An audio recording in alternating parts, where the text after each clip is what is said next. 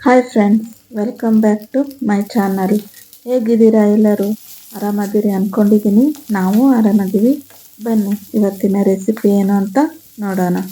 Please friends, ವಿಡಿಯೋನ ಎಲ್ಲೂ skip ಮಾಡದೆ ಪೂರ್ತಿಯಾಗಿ ನೋಡಿ. ಇವತ್ತಿನ ರೆಸಿಪಿ ಅವರೆಕಾಳು ಸಾರು. ನಿನ್ನೆ ಅವರೆಕಾಯಿ ತೊಗೊಂಡು ಬಂದಿದ್ದೆ. ಚೆನ್ನಾಗಿತ್ತು ಫ್ರೆಶ್ ಅವರೆಕಾಯಿ.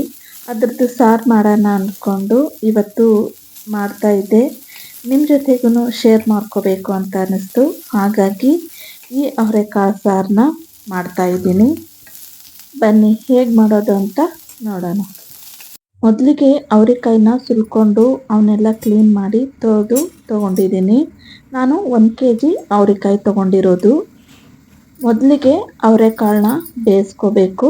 ಸಾರು ಮಾಡೋಕ್ಕೆ ನಾನೊಂದು ಗುಂಡಿ ತೊಗೊಂಡಿದ್ದೀನಿ. ಅದರಲ್ಲೇ ಒಗ್ಗರಣೆ ಹಾಕ್ಕೊಂಡು ಅವರೆಕಾಳನ್ನ ಬೇಯಿಸ್ಕೊಳ್ತೀನಿ. ಅದಕ್ಕೆ ಸ್ವಲ್ಪ ಎಣ್ಣೆ ಹಾಕ್ಕೊಂಡಿದ್ದೀನಿ. ಒಗ್ಗರಣೆಗೆ ಸಾಸಿವೆ ಜೀರಿಗೆ ಹಾಕ್ಕೊಳ್ತಾ ಇದ್ದೀನಿ. ಸಾಸಿವೆ ಜೀರಿಗೆ ಚಟಪಟ ಅಂದಮೇಲೆ ಒಂದು 10-15 ಬೆಳ್ಳುಳ್ಳಿ ಹೆಸಳನ್ನ ಜಜ್ಜಿ ಹಾಕ್ಕೊಂಡಿದ್ದೀನಿ. ಒಂದು ಸ್ವಲ್ಪ ಕರಿಬೇವನ್ನ ಹಾಕ್ಕೊಳ್ತಿದ್ದೀನಿ. ಗ್ಯಾಸ್ ಉರಿನ ಕಡಿಮೆ ಇಟ್ಕೊಂಡು ಅವರೆಕಾಳನ್ನ ಹಾಕ್ಕೊಳ್ತಿದ್ದೀನಿ. ಇಲ್ಲಾಂದರೆ ಚಟಪಟ ಅಂತ ಸಿಡಿದು ಬಿಡುತ್ತೆ ಅವರೆಕಾಳು. ಒಗ್ಗರಣೆಯಲ್ಲಿ ಕಾಳನ್ನ ಚೆನ್ನಾಗಿ ಮಿಕ್ಸ್ ಮಾಡ್ಕೋಬೇಕು. ಇವಾಗ ರುಚಿಗೆ ತಕ್ಕಷ್ಟು ಉಪ್ಪನ್ನ ಹಾಕ್ಕೊಳ್ತಿದ್ದೀನಿ. ಉಪ್ಪು ಹಾಕ್ಕೊಂಡ್ಮೇಲೆ ಚೆನ್ನಾಗಿ ಮಿಕ್ಸ್ ಮಾಡ್ಕೋಬೇಕು. ಕಾಳು ಬೇಯೋಕ್ಕೆ ಎಷ್ಟು ನೀರು ಬೇಕೋ ಅಷ್ಟು ನೀರನ್ನ ಹಾಕ್ಕೊಳ್ತಿದ್ದೀನಿ. ಹೆಚ್ಚಾದರೂ ಪರವಾಗಿಲ್ಲ, ಹೇಗಿದ್ರೂ ಸಾರು ಮಾಡೋದಲ್ಲ. ಈ ಕಾಳು ಒಂದು ಸೈಡು ಬೇಯ್ತಿರ್ಲಿ. ಮಸಾಲೆಗೆಲ್ಲ ಏನು ಬೇಕೋ ಅದನ್ನು ನಾನು ರೆಡಿ ಮಾಡ್ಕೊಳ್ತೀನಿ.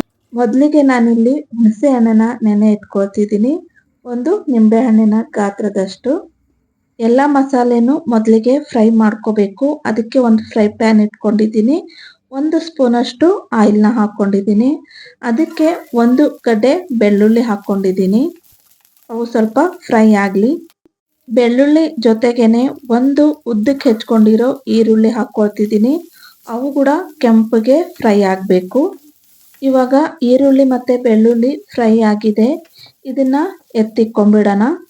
ಅದೇ ಫ್ರೈ ಪ್ಯಾನಿಗೆ 2 ಹೆಚ್ಕೊಂಡಿರೋ ಟೊಮೆಟೊ ಹಣ್ಣನ್ನು ಹಾಕ್ಕೊಳ್ತಿದ್ದೀನಿ.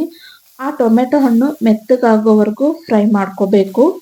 ನೋಡಿ, ಟೊಮೆಟೊ ಮೆತ್ತಗಾಗಿದೆ. ಇವಾಗ ಈ ಟೊಮೆಟೊ ಹಣ್ಣಿನ ಜೊತೆಗೇನೆ ಆವಾಗಲೇ ಹುರಿದಿಟ್ಕೊಂಡಿದ್ವಲ್ಲ ಬೆಳ್ಳುಳ್ಳಿ ಮತ್ತು ಈರುಳ್ಳಿ, ಅದನ್ನು ಮಿಕ್ಸ್ ಮಾಡ್ಕೊಳ್ತಿದ್ದೀನಿ.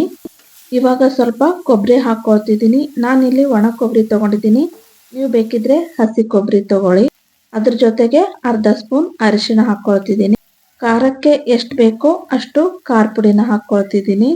ನಾನಿಲ್ಲಿ ಮನೆಯಲ್ಲೇ ಮಾಡ್ಕೊಂಡಿರೋ ಸಾಂಬಾರು ಪುಡಿ ಹಾಕ್ಕೊಳ್ತಿದ್ದೀನಿ, 2 ಸ್ಪೂನಷ್ಟು. ಗ್ಯಾಸ್ ಫ್ಲೇಮ್ನ ಕಡಿಮೆ ಇಟ್ಕೊಂಡು ಚೆನ್ನಾಗಿ ಮಿಕ್ಸ್ ಮಾಡ್ಕೊಳ್ಳಿ. ಚೆನ್ನಾಗಿ ಮಿಕ್ಸ್ ಮಾಡ್ಕೊಂಡಾಯಿತು. ಕಾಳು ಬೆಂದಿರುತ್ತೆ. ಇವಾಗ ಒಂದು ಸ್ವಲ್ಪ ರುಬ್ಬೋಕ್ಕೆ ಕಾಳು ಹಾಕ್ಕೊಂಡು ಮತ್ತು ಕೊತ್ತಂಬರಿ ಹಾಕ್ಕೊಂಡು ಇದನ್ನೆಲ್ಲ ಆರಿಸ್ಕೊಂಡು ನಾನಿಲ್ಲಿ ರುಬ್ಕೊಂಡು ತೊಗೊಂಡು ಬಂದಿದ್ದೀನಿ. ಕಾಳು ಬೆಂದಿದೆ. ಇವಾಗ ನೆನೆಸಿಟ್ಕೊಂಡಿರೋ ಹುಣಸೆ ಹಣ್ಣನ್ನು ಹಿಂಡ್ಕೊಳ್ತಿದ್ದೀನಿ. ಇವಾಗ ರುಬ್ಕೊಂಡಿರೋ ಮಸಾಲೆನ ಹಾಕ್ಕೊಳ್ತಿದ್ದೀನಿ. ಮಸಾಲ ಎಲ್ಲ ಹಾಕ್ಕೊಂಡ್ಮೇಲೆ ಚೆನ್ನಾಗಿ ಮಿಕ್ಸ್ ಮಾಡಿಕೊಂಡು ಜಾರ್ ತೊಳೆದಿರೋ ನೀರನ್ನು ಸಹ ಹಾಕ್ಕೊಂಡಿದ್ದೀನಿ. ಇವಾಗ ನಿಮಗೆ ಸಾರಿನ ಕನ್ಸಿಸ್ಟೆನ್ಸಿ ಎಷ್ಟು ಬೇಕೋ ಅಷ್ಟು ನೀರು ಹಾಕ್ಕೊಂಡು ಚೆನ್ನಾಗಿ ಇದನ್ನು ಕುದಿಸ್ಕೊಂಡ್ಬಿಡಬೇಕು. ನನಗೆ ಈ ಸಾರಿನ ಅಳತೆ ಸಾಕು. ಇದನ್ನು ಚೆನ್ನಾಗಿ ಒಂದು 10-15 ನಿಮಿಷ ಕುದಿಸ್ಕೊಂಡ್ಬಿಡ್ತೀನಿ.